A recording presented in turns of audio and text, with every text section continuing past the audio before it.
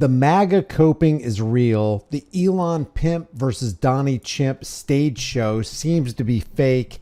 And the cultists have never clung so tightly to their tickets in the cult of personality. And now we have longtime Elon Musk critic and Trump sycophant Steve Bannon calling for the immediate deportation of the chainsaw-wielding, ketamine-abusing WEF young global leader Elon Musk. Steve Bannon calls on Trump to deport Elon Musk and sees SpaceX strong belief that he is an illegal alien. And, you know, you could make this stuff up, but why would you have to? The script is just writing itself. Former White House official Steve Bannon urged President Donald Trump on Thursday to investigate Elon Musk's immigration status, deport him immediately, and seize his company SpaceX amid the war of words between the world's richest man and the commander-in-chief.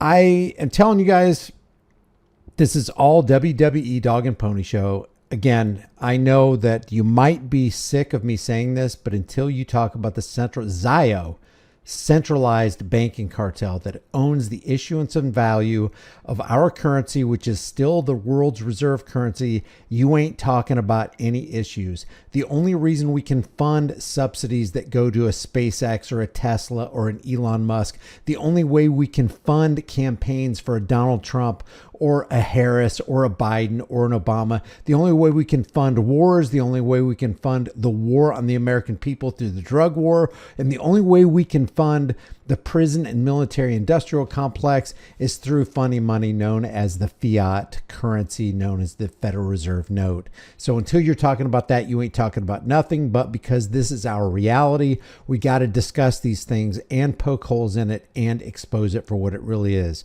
Bannon urged the president to immediately invoke the Defense Production Act to take control of Musk's rocket company in response to the billionaire entrepreneur's declaration that he would decommission the SpaceX craft used to shuttle astronauts back and forth from the International Space Station. And in case you don't know, the Defense Production Act of 1950 is a U.S. federal law that gives the president broad authority to mobilize the nation's industrial base to meet national defense and emergency needs.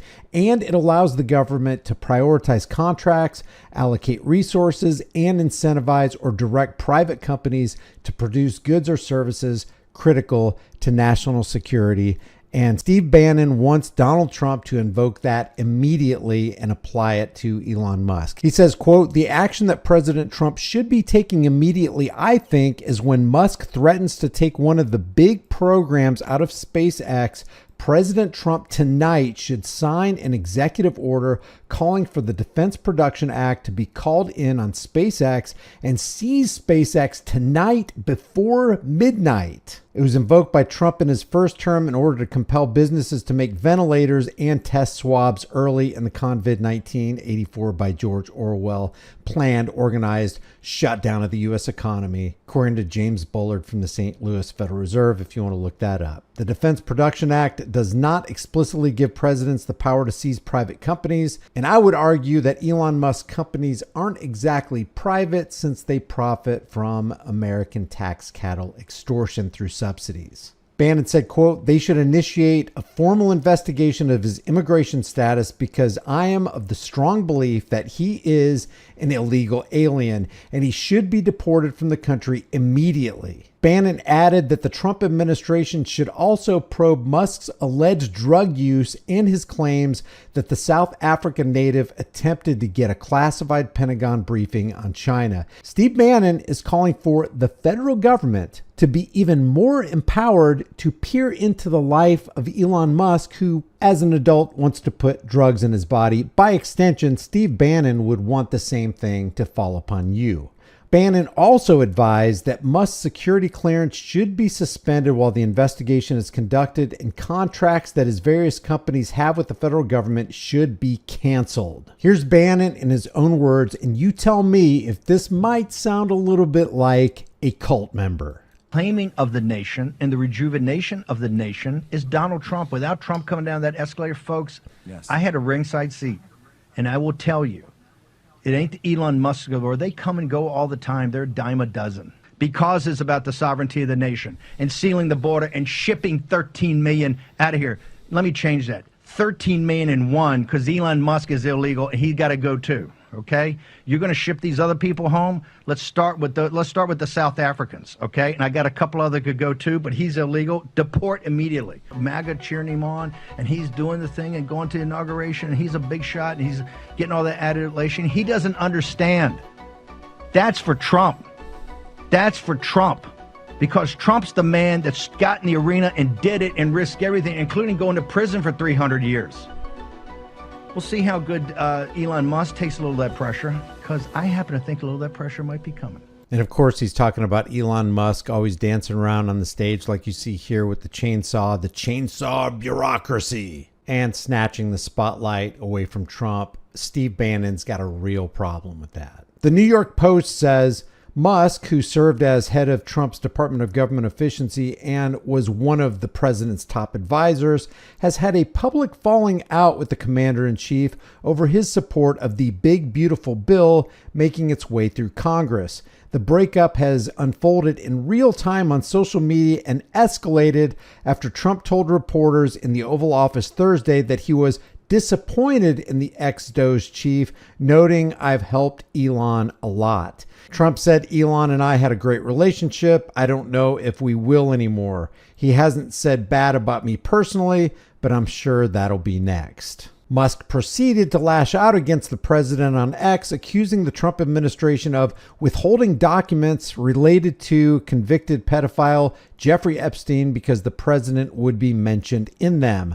The Post continues that Musk has also signaled support for impeaching Trump and replacing him with Vice President J.D. Vance. That's J.D. Palantir Vance. For his part, Trump charged that Musk has gone crazy and he's threatened to cancel the billions and billions of dollars in contracts and subsidies the entrepreneur receives from the federal government. Bannon has long been critical of Musk and his involvement in Trump's campaign and presidency. He referred to Musk as a parasitic illegal immigrant in an interview with a British news site earlier this year.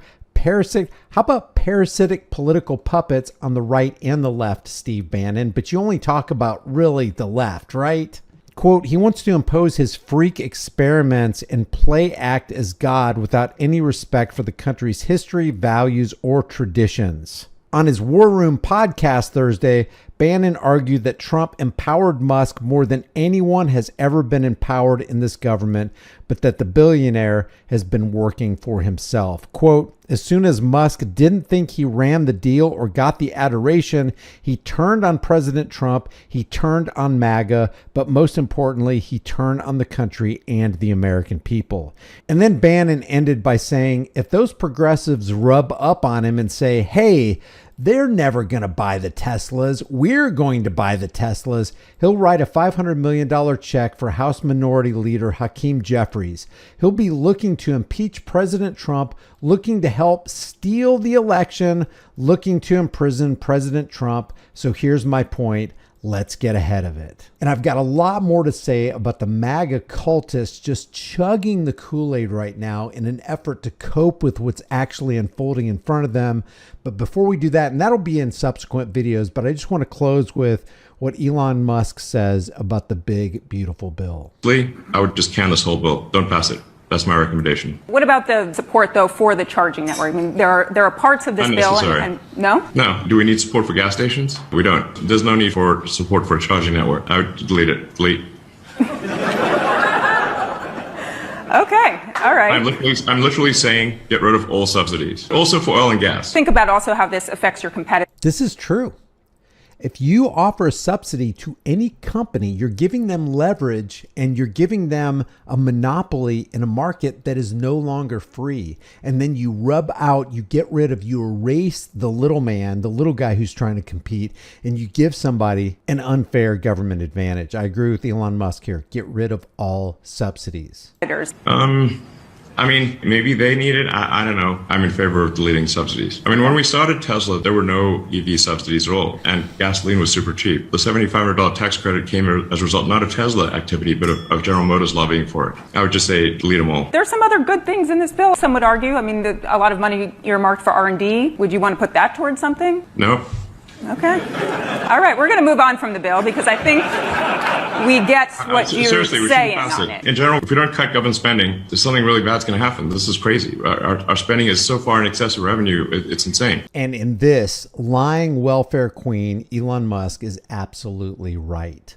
Leave your thoughts about this for the world and the global thought police in the comment section below. If you like these videos, maybe you'll like some of my others. Check out some more. This is a very, very small channel, but we want to set brush fires of freedom in the minds of men. If you want to support this work, the links are in the description. Become a channel member, grab a shirt, but more importantly, understand the price of freedom is now and will always be eternal vigilance. And indifference to this notion is the means by which the people have and will secure their own oppression. Let's stop securing our own oppression by begging the government to take care of us, and let's start today. I'll see you in the next video.